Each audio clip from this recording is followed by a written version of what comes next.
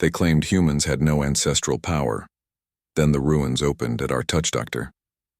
Elena Vasquez pressed her palm against the smooth obsidian surface of the alien monolith, feeling nothing but cold stone beneath her fingers.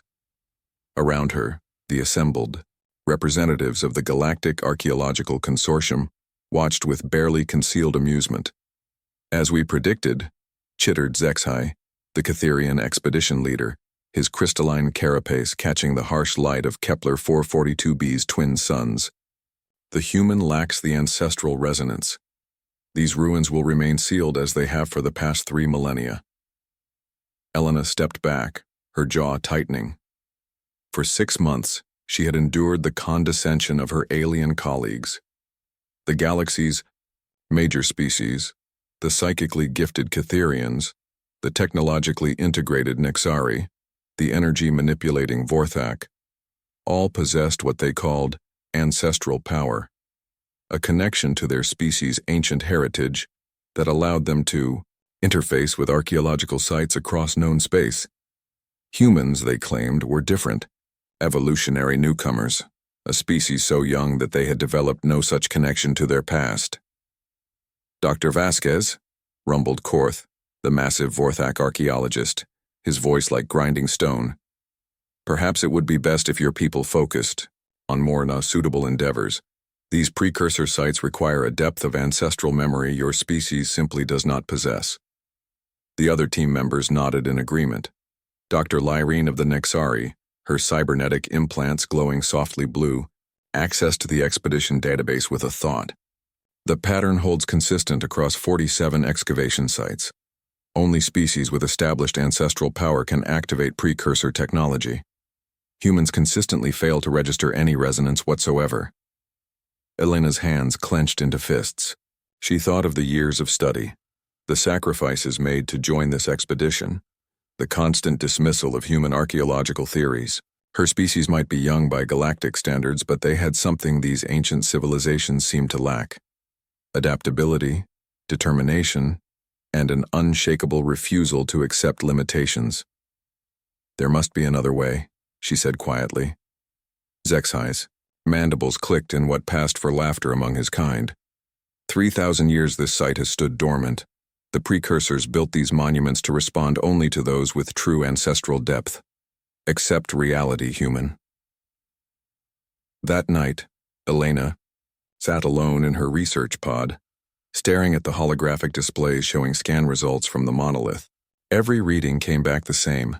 The structure was clearly technological, clearly functional, but completely unresponsive to standard activation attempts.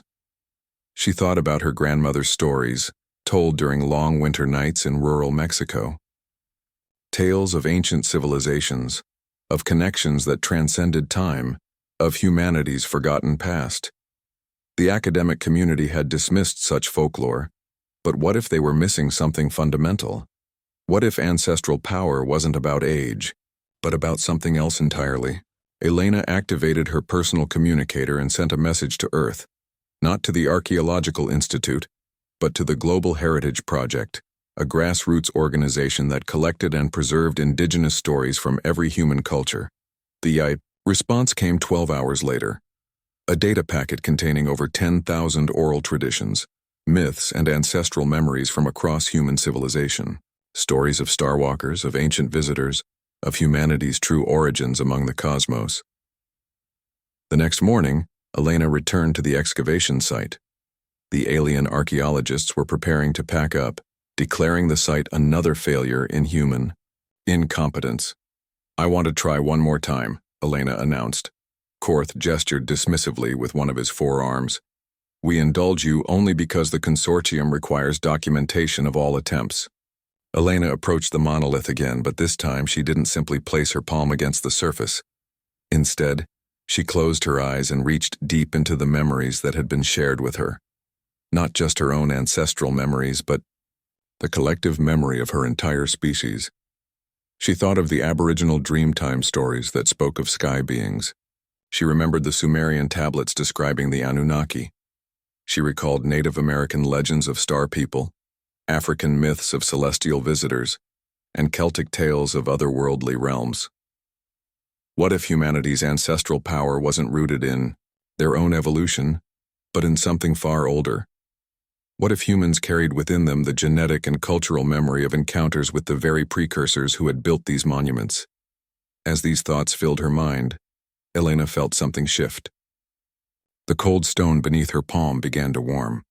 A subtle vibration ran through the monolith, so faint that the others almost missed it. Then the structure blazed to life. Luminescent veins of energy raced across the obsidian surface, creating patterns that seemed hauntingly familiar. Constellations that humanity had mapped, geometric forms that appeared in cave paintings across Earth, symbols that matched those found in the deepest human archaeological sites.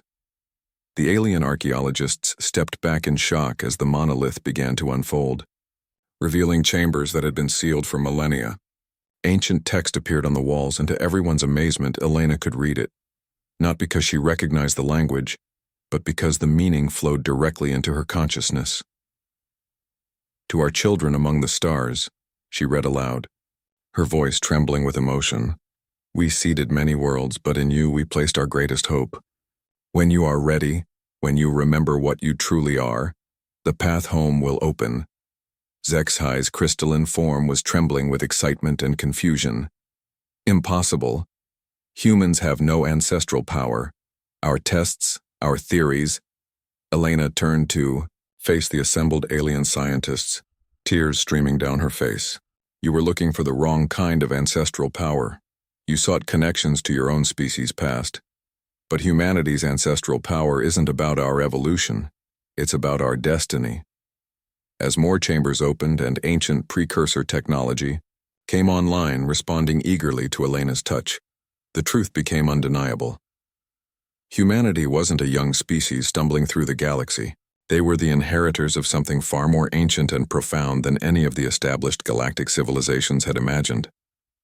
The ruins had been waiting not for ancestral memory, but for ancestral return. And humanity had finally come home. Dr. Larian's cybernetic system struggled to process the implications as she updated her database. For the first time in galactic archaeological history, the entry for humans would need to be completely rewritten. They were no longer the species with no ancestral power. They were the species whose ancestral power predated them all. The end.